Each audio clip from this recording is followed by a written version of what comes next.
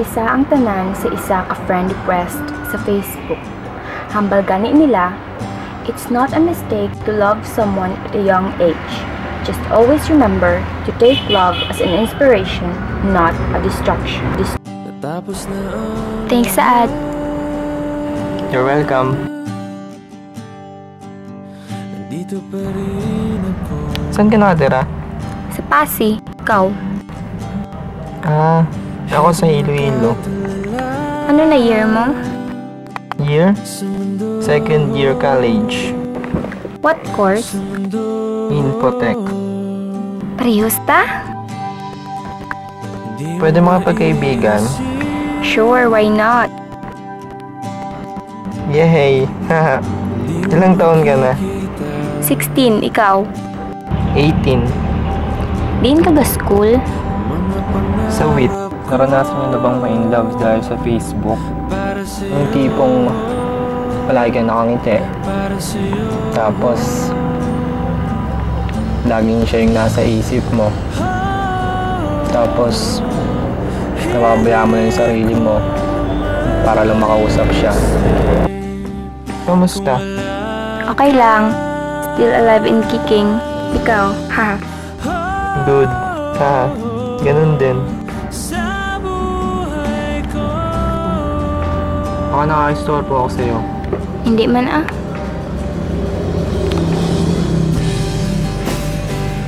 May gagawin ka pa sa Sunday? Oo, masimba nga ahaw. Ganun ba? Kailan ka libre? Sa Saturday ah. Maano haw? Saturday? Next year? Joke. Pwede ba tayo mag-meet? Joke pa gid. Why ah? Pwede man. Esplanade tayo, okay lang. Sige ba? What time? Mga 7. Gabi ah. 2 minutes na lang bilin sa time ko. Ma-out ako dugay-dugay. Ow.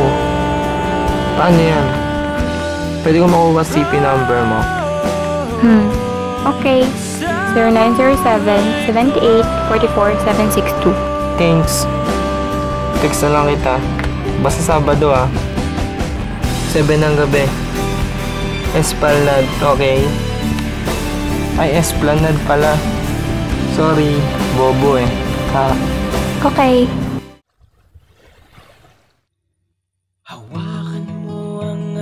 Excuse me, ikaw ba si MJ? Oo. Ako nga pala si Mike.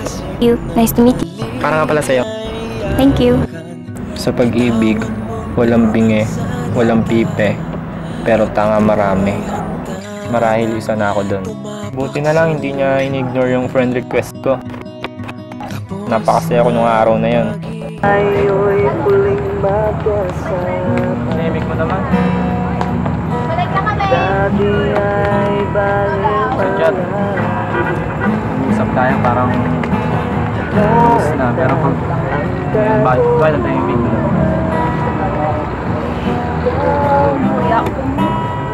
Bakit naman?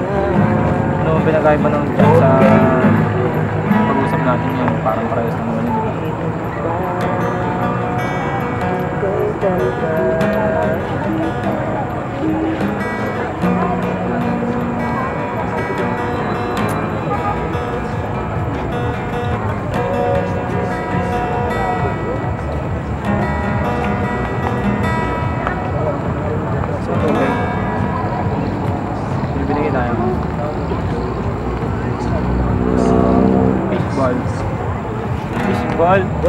Fishball, kikyam, kwek-kwek.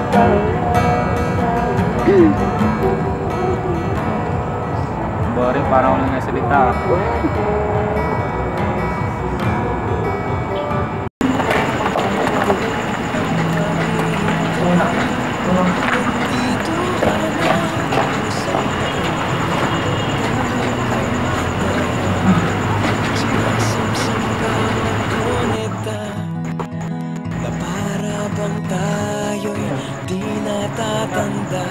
Kasama na! Boy, yung mata. Ay, sa akin na mo. Ano di mo? Huwag ganito, babe. Big! Kumanin ka. Ikaw is the other view. Oh! Iyo. Uy! Kaya po. Pulay na lang po ah. Uy! Oh, sila.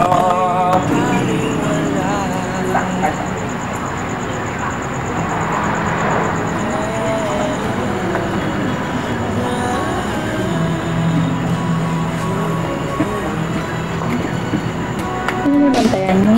Wala. Ikaw hindi na ako pumagilantaw na. Wala.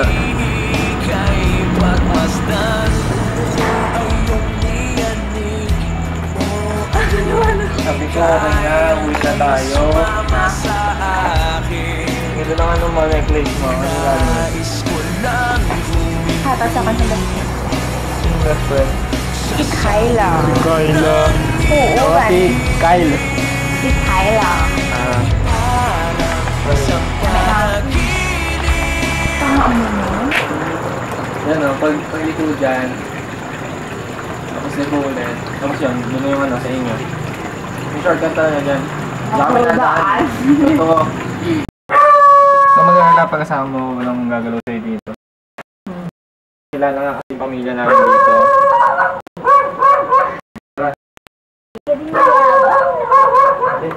Totoo lang kasi.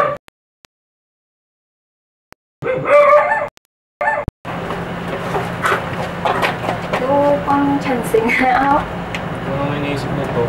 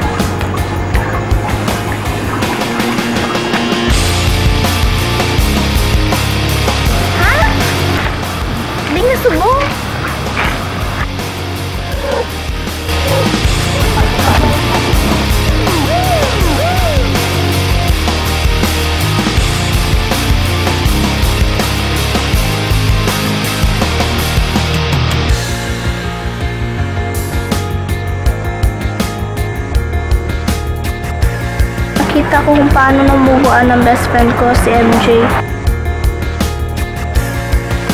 Dali, kung balaan ko lang ang amo ni matabot sa best friend ko, hindi patawad ko na lang siya.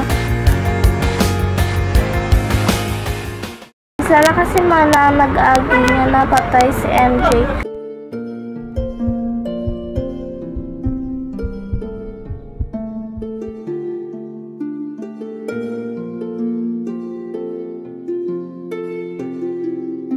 Sa kagabi nga wala ako nag-expectar nga makakita si MJ sa akon.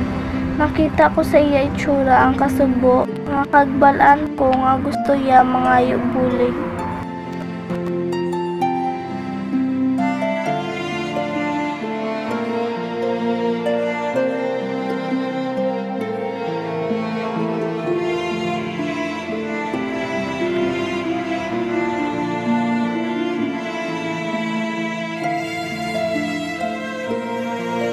Tapos, pangitaan kung ito siya ang pagkapatay mo.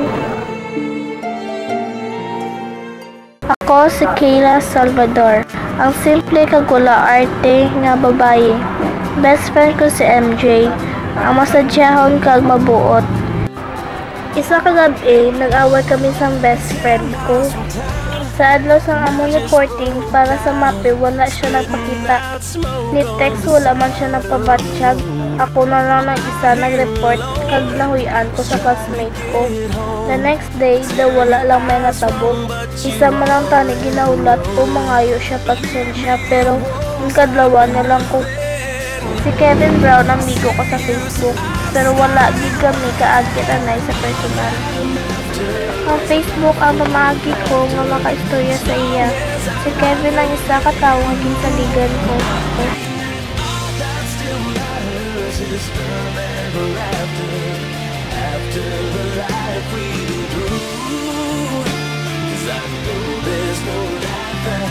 Umpisa ang tanan sa isa ka friend request sa Facebook.